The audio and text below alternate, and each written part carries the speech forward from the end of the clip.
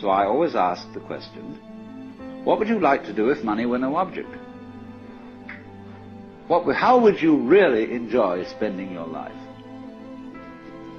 Well, it's so amazing. As a result of our kind of educational system, crowds of students say, well, we'd like to be painters, we'd like to be poets, we'd like to be writers, but as everybody knows, you can't earn any money that way.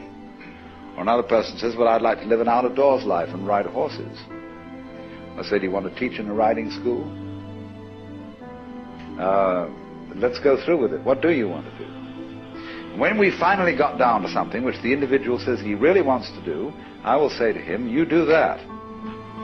And forget the money.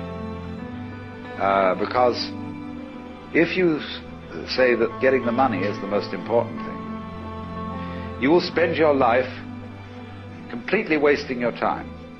You'll be doing things you don't like doing in order to go on living, that is, to go on doing things you don't like doing, which is stupid.